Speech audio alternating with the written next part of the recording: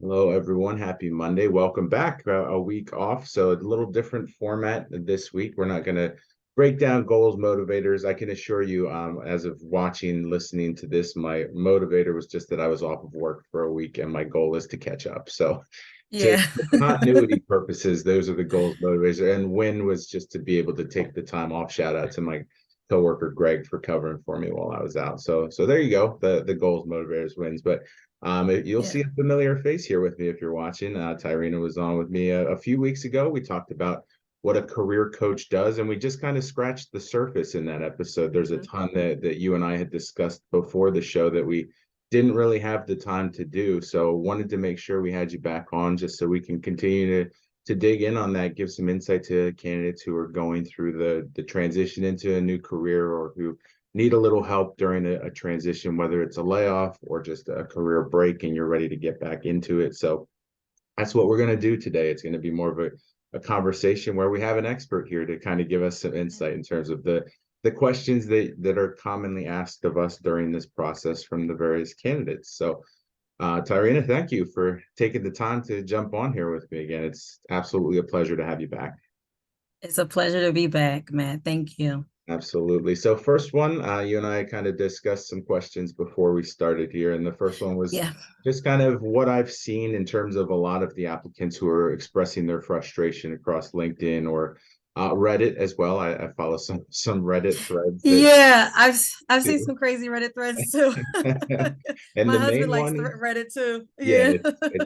it's funny, but it's not because it's some of them that you just see the Yeah. frustration getting through to them, Hmm. and that's one of the main Absolutely. things is what they talk about is a lot of candidates right now because they feel like they have to are taking that approach to applying where they're just applying to any and every position that they see that comes through that might align with either what they want to do, what they have done. They're just taking a shot because it fits the environment that they need, whether that's fully remote, hybrid, whatever it may be. But it's Mhm. a lot of applications and not getting a lot of responses, whether that's just not hearing back at all or getting the quick rejection email. So, one of the questions I wanted to pose to you then for when candidates come to you, how do you try to coach them in terms of being strategic in their application process and taking the time to really look into what they want out of the roles, what the job descriptions are saying, and how they can tailor their application to fit that so they're not just getting the quick rejection email or hearing nothing back at all.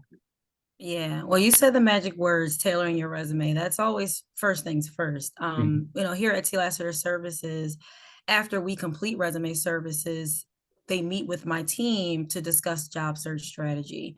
And we first discussed, going over their resume, the changes that we made and why we did it.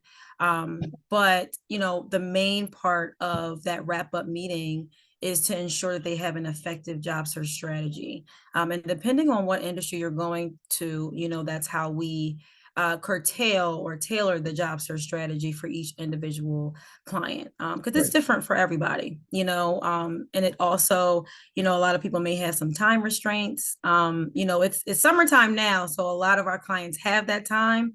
But we have had a lot of clients during the school year as well. So we definitely had to ensure, okay, you are taking, maybe an hour or two every day when you come home to apply to jobs. So that's definitely a part of the process, setting aside time to apply to positions, and then making sure that you are applying to positions that you have the transferable skills for. Also, at the beginning of the process, we are solidifying what transferable skills they have for the roles that they want to transition into.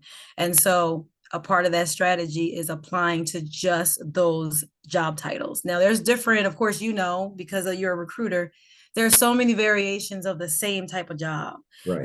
so, it may say like customer success manager, customer success specialist, customer success advocate, there's so many different titles, but Right. the job descriptions are the same. So it's important to read those job descriptions and say, okay, yep, my resume is tailored to that.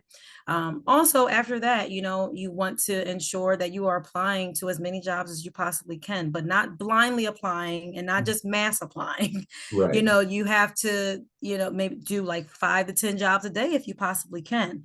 But I know for certain that applying to 1 or 2 jobs a day is not enough. It is Right. going to make your transition longer than expected. And with so many transitioning educators transitioning in this world, there's a lot of competition out there. So, first tailoring that resume and then solidifying, the time that you have to apply is super, super important when it comes to job search strategy. And then creating, a spreadsheet that helps as well. Mhm. There is no guarantees that you're going to get interviews for every single job that you apply to, but you want to keep track of rejections if you're still in the process of hearing back, or if you do have an interview schedule. It's all about being organized. Yeah, absolutely. If you're getting feedback and interviews for every job you apply, then you might want to look into a career in coaching and tailoring Yeah. resumes. You're doing something absolutely right in that regard. Yeah.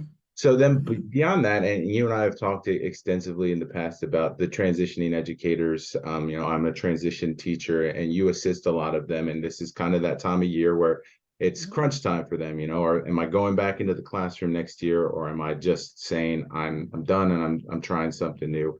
And this advice can kind of apply to other people who have recently been laid off, that are new to the job search. It's been years since you've had to look for a position and you don't know where to start. So beyond just the tailoring of the resume and being strategic with the positions you're applying to, is there any other insight that you try to give to anyone that comes to you? Because the start of the job search is the overwhelming part. You don't know where you're Yes. going, you don't know what you want to do just yet. You just know I need a job. So what do you try to coach people to in terms of when they're getting started with that, to kind of get the strategic portion of it out of the way first?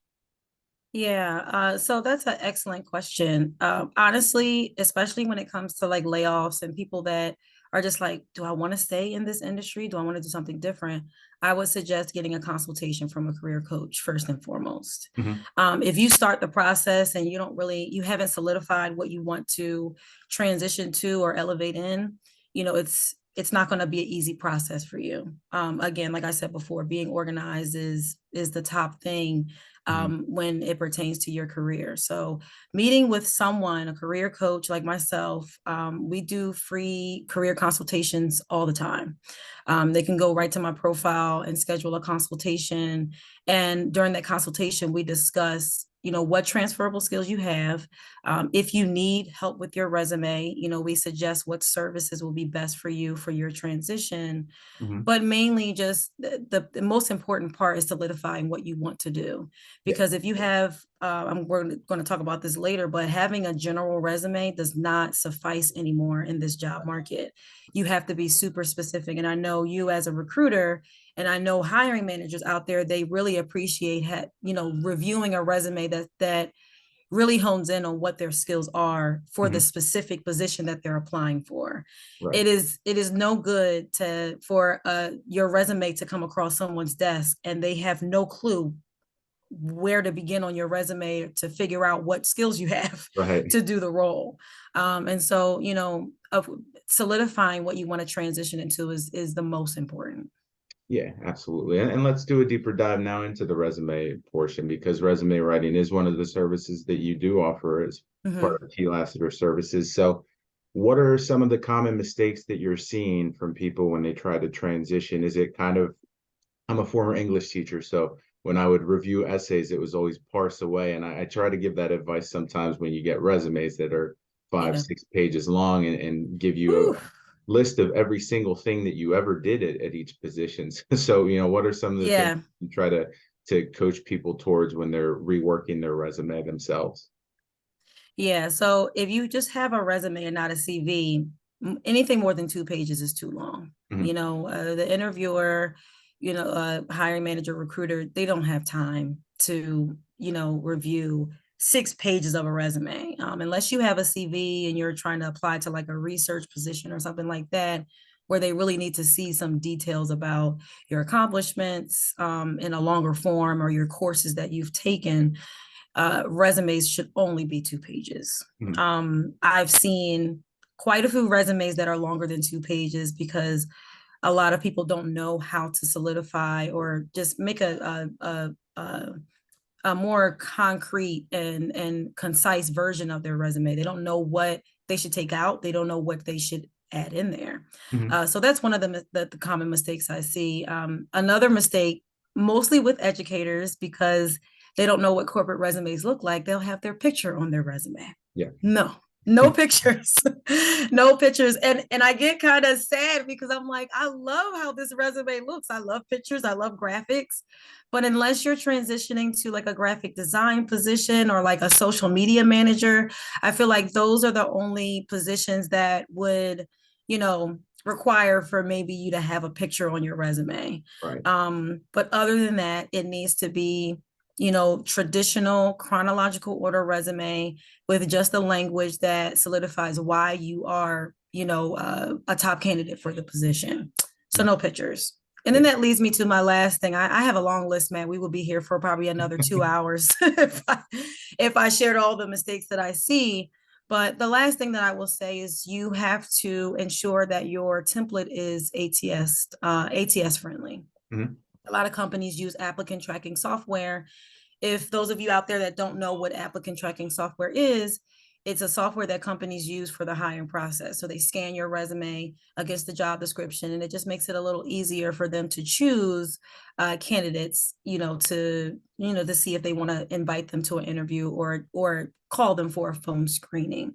Um, we have me and my writing team. We have a love-hate relationship with ATS Mhm. because we don't feel that a robot should be choosing if you qualify for the job or not. But that's where expert comes in. You know, we are very proficient with ATS, myself and my team. So we know exactly what keywords you need to have in your resume to get through that applicant tracking software, which is probably one of the top reasons why a lot of people don't get through to the interview round. You Mhm. know, unfortunately, you can be qualified 100% for the position, but when you really think about it and you see how many people have applied to the job, there is absolutely no way that companies have the bandwidth to really look at all of those resumes.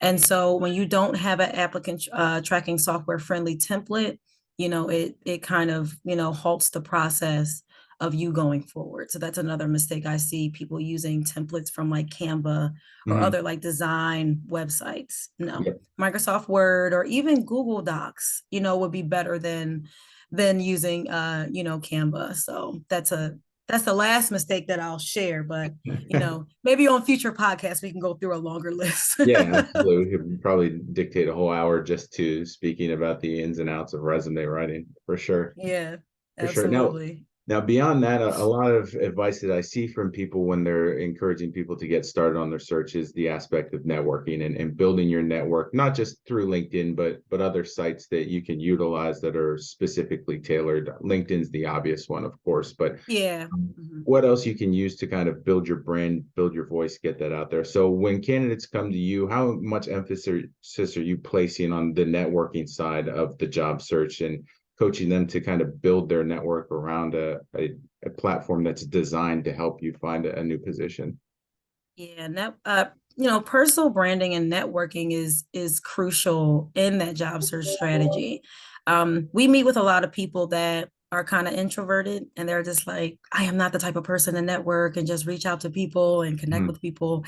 And I say that's fine, but that's an added layer that could potentially present a really good opportunity for you. I mean, you think about the times. I mean, I feel like we're old enough to remember the times before LinkedIn when we had to network in person. When I Right. first started my career in corporate, I didn't LinkedIn was nothing how it is now. Right. Networking was with people that you met in person, co-workers or vice presidents of companies that put you in contact with someone else for a job opportunity. Mhm. And so utilizing having LinkedIn or any other platform at your fingertips is such a great resource. Yeah. So when we do offboarding, that is definitely something that we encourage, but we go a little bit deeper into it, or a lot deeper into it during my coaching program. Okay. My coaching program is called the Career Transition Academy, and it's geared to assist you through your transition process. We start with doing personality tests and various questionnaires and trainings to solidify what career you want to transition into. And then the next phase of that is personal branding. You need to make sure that your LinkedIn is in top-notch shape. It needs to match with what you're transitioning into. If you're a teacher and your LinkedIn just talks about teacher, teacher, teacher, whenever recruiters are looking for someone with your skill set, you may not appear at the top of the search because your LinkedIn is not optimized, well enough. But also we dive into like, what do you want your personal brand to be? It's important to, show your personality on socials as well, and not just talk about your career, but kind of combining that. And we actually, talk about strategy with that too. What kind of content that you should post. Mhm. And it's also important, and people don't realize this, that you should make connections that are going to give back to you in your career, Yeah. and present opportunities with you. It's okay to, connect with coworkers or old friends, but Mhm. you want most of your timeline to work for you and to present opportunities to you. And Yeah. so we also discussed that too, like, making sure that your timeline is effective, and it feeds to, your continued learning in the field that you want to, go into. So with the Career Transition Academy, we go through all of that. We also talk about interview preparation and negotiating salaries, and just, setting you up with the tools to continue to excel in your career. But personal branding, it's a major factor in the coaching program, and it's very personalized. Everyone doesn't get the same one-on-one sessions and the same information because everyone's transitioning to something different. Right. And so the way that you want your personal brand to be, you want it to be about your personality, but also, what you're transitioning into. And networking is a huge part of that. Yeah, absolutely. And the other side of the coin in the job search is just on the company side of things, and not just finding a position that you're excited about, but a company that you'd be really excited about joining too. So how do you coach your candidates that come to you in terms of utilizing LinkedIn or other, just the company website in general, Glassdoor, Yeah. things like that, to Yeah. find a company that's going to align with what they want, not so much just the position itself? Yeah. Well, a lot of people don't want to do this, but my number one thing is when you are researching the company, and if they have a company LinkedIn page, connect with the people that work there. Mhm. See how long they've been working there, maybe send them a message that are there any cons that you've come up with that, Right. since you've been working there. And it definitely helps you to paint a deeper picture off the website of the company, and talking to someone that actually works there. Yeah. When you're actually researching the company, it is definitely important to research the website to see if they're writing blogs, if they've been in the news, any press releases, because that also gives you a hint on any red flags, if they've done layoffs, if they're not doing good in a certain quarter. A lot of companies that I have helped my clients research, they are very transparent about, the things that are going on within the company. If Mhm. they're not transparent, to me, that is a red flag. It's a Yeah. red flag. But as far as like, making sure that their mission is aligned with your mission, and then once you have an interview, you can ask all of these questions. Mhm. What's their mission? How's the company culture? What do people say about working here? And the interviewers, we hope that they're, completely honest with you. I know their job is to find a good candidate, Right. but um, sometimes you don't know until you start a job, but you can only do as much as you can as far as like finding out information, beyond just the job role. You know that you're qualified for the role, but you also want to have a happy professional career, Right. at this company. It's very rare to find longevity nowadays at companies. Mhm. I often, put posts up about it's okay that on your resume it shows that you've job hopped a lot. Sometimes there's no growth within the company. Right. Sometimes something happens, there's a layoff. And so nowadays, a lot of people ask, like, is it a red flag that I've jumped around a lot? No. You can actually address that when you're in an interview. Um, but it's important to learn about the company culture, you know, connect with people that work at the company, and also just do your own research by looking at the website and reading different articles that they have. Yeah, absolutely. And I will say to the job hopping thing as well, a lot of hiring managers and recruiters now understand we just went through a pandemic where there was a lot of uncertainty and a lot of Exactly. business. So seeing people jump around these last few years, if I see that, I usually have benefit of the doubt that they were just trying to navigate as much as the companies were for that. Yes, Now, absolutely. last time you were on, you and I kind of discussed the imposter syndrome of preparing for an interview Whew. and how Yeah. people can overcome their self-doubt going into an interview. And that's just one of the hurdles that comes with preparing for an interview. So the next question I had about interview prep in general is when you're getting your candidates set up for that interview, either with the recruiter, with the hiring manager, whoever it may be. I know for the most part, it's going to be tailored to the specific industry, the questions they might come to expect. But is there any general insight or advice that you try to give to them prior to the interview that they can just kind of prepare for beyond just removing the self-doubt and getting comfortable, being confident and understanding what they should try to accomplish on their end from the interview too? Yeah, I feel like I mean self-confidence is a huge thing, and with how the world is now post-pandemic, most interviews are remote. Mm-hmm. And so I've had to coach people through making sure they're exuding that energy through the screen. I feel like, especially with transitioning educators more so that never had a corporate interview, they have to it's double layered now. Mm-hmm. They have to ensure that they're answering the questions correctly, but also exuding that confidence in a remote interview. Right. And so, I feel like what helps with confidence, of course, is researching the company. If they a lot of interviewers, especially when I've gotten feedback after my coaching and after they've done the interview, say, Tyrina, the interview went great. And you were exactly right. They ask questions to kind of like figure out if you've done your homework on researching the company. Yeah. A lot of people think, I think the main thing, a lot of people think that they can just wing it.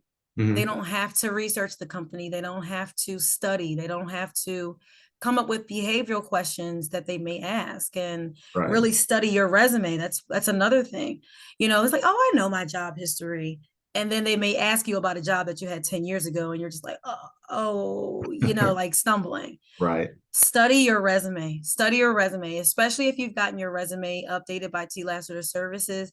We do a very, very good job at creating language on the resume that you can use in an interview, Mm-hmm. that helps you to explain why you have the transferable skills.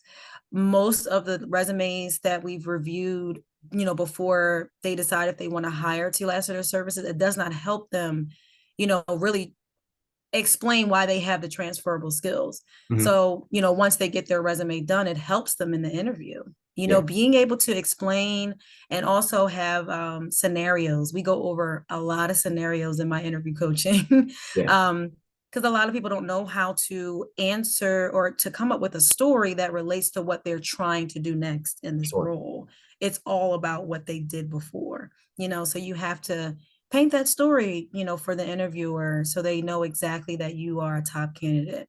But when it comes to interview prep, I feel like all of those components matter. Researching the company, being confident through screen, and just studying potential answers to questions that they may ask.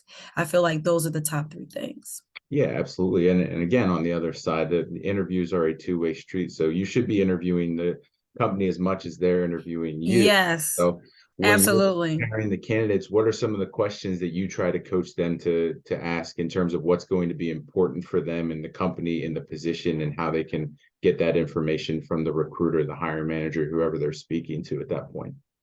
Yeah. So a couple of things. First, I love for my candidate or for my clients to find out if they'll be working with a team or are they the only one in the role?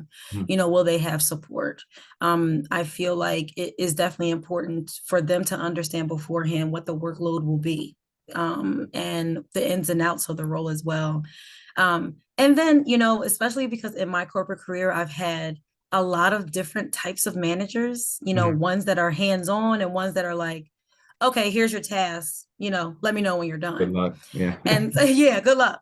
And so one of the questions that we do ask is, what are the metrics that you measure that will let you know that I'm I'm successful at this role. Mhm. Just in case you get a more hands-off manager, you're not,